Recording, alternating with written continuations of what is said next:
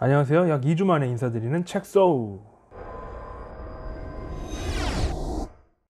82년생 김지영은 다른 책들에 비해 몰입하기 좋아 빨리 읽었으나 역시 아직 영상으로 만드는 걸 버벅거린다는 영화로도 사용되며 페미니즘 논란에 휘말리기로 했던 82년생 김지영 리뷰 시작합니다.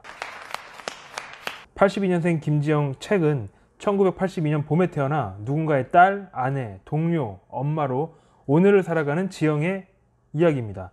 모두가 알지만 아무도 몰랐던 당신과 나의 이야기라는 부제로 책은 100만 부 판매를 넘기며 밀리언셀러를 기록했고 영화는 관객 수 360만 명을 넘기는 등 흥행 순항 중입니다. 그럼 본격적으로 책을 보겠습니다. 김지영 씨는 82년생, 34살입니다. 3년 전 결혼해 지난해에 딸을 낳고 3살 많은 정대현 씨와 함께 서울 변두리 대단지 아파트 24평형의 전세로 거주 중이죠. 남편은 IT 계열의 중견기업에 다니고 김지영 씨는 작은 홍보회사에 다니다 출산과 동시에 퇴사하게 됩니다. 여기서 중요한 것은 김지영 씨에게 이상 증세가 있다는 것입니다. 이것은 내용을 더욱 흥미롭게 하며 긴장감을 불어넣고 있죠. 추석이 되어 시댁에 갔을 때 일이 터지고 맙니다. 일이 거의 끝나갈 무렵 남편의 동생이 오며 집에 가기 어려운 상황. 시어머니는 힘이 드냐고 물었고 지영 씨는 본인의 엄마로 빙의된 듯 쓴소리를 내뱉게 됩니다. 아이고 사부인, 사실 우리 지영이도 명절마다 몸살이에요. 이게 무슨 소리야? 남편이 손을 잡아 끌며 급히 집에 오게 되지만 지영 씨는 기억하지 못합니다. 시간은 과거로 흘러가 1982년 지영 씨가 산부인과에서 태어났을 때로 거슬러 올라갑니다.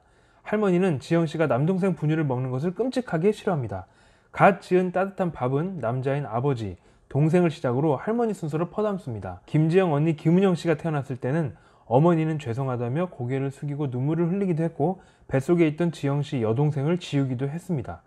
지영이 학교 다닐 때 남자 짝꿍이 괴롭혀서 울면서 하소연해도 친구가 놀자고 장난하는 거라며 혼났으며 짝꿍이 지영이 실내화를 걷어차 교탁 아래까지 날아가도 선생님한테 혼났으며 짝꿍을 바꿔달라고 하자 되려 짝꿍이 좋아하는 거라며 선생님이 타이릅니다.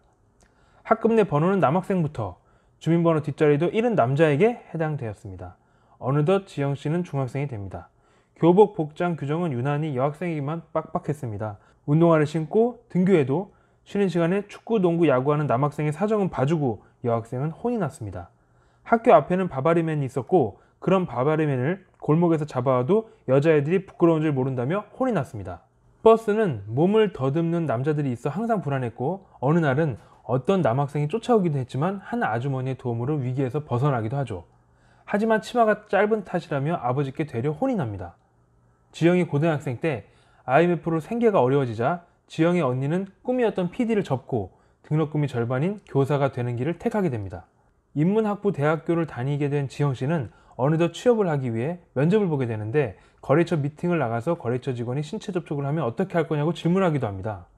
졸업식 이틀 전 졸업식에 가지 않겠다는 지영 씨에게 아버지가 가만히 있다가 시집이나 가라며 잔소리를 하자 엄마가 얼굴이 시뻘겋게 달아올라 너 얌전히 있지 말고 나대! 라며 소리를 지릅니다. 엄마처럼 살지 말라는 엄마의 응어리진 마음이 터져나온 것이겠죠. 회사원이 된 지영 씨는 아침마다 팀원들 취향에 맞는 커피를 준비합니다.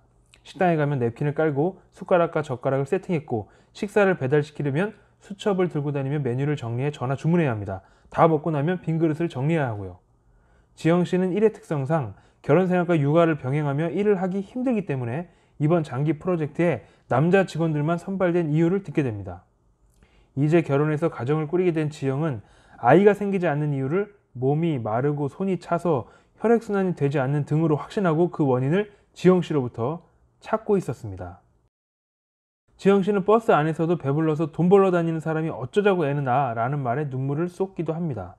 출산 예정일이 다가오면서 지영 씨는 출산휴가만 낼지 육아휴직을 할지 퇴사할지 고민이 많아집니다. 결국 부부 중 지영 씨가 직장을 그만두고 아이를 돌보게 됩니다.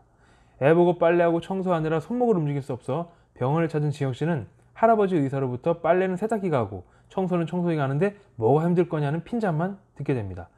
어느 날 입사 동기가 찾아와 사무실 바로 앞에 여자 화장실에 몰카가 있었다는 얘기를 해줍니다. 만약 회사에 계속 다녔다면 지영 씨도 찍혔을 거란 생각에 등골이 오싹해지죠. 옆 벤치에선 남자가 지영 씨를 보고 나도 남편이 벌어와주는 돈으로 커피나 사 마시고 돌아다니고 싶다는 얘기를 듣게 됩니다. 이렇듯 지영 씨는 사회로부터 점점 멀어지고 있었습니다. 그녀는 단지 여자라는 이유만으로 차별을 당하고 있었습니다. 하지만 이 모든 일이 지영 씨한테서만 벌어지진 않았을 겁니다. 다만 모든 여자들이 대변하는 지영 씨이기 때문에 사회적 문제점들을 하나씩 보여주고 있습니다. 김지영 씨는 이 모든 일로부터 회복될 수 있을까요? 마지막 장은 불안한 여운을 남깁니다.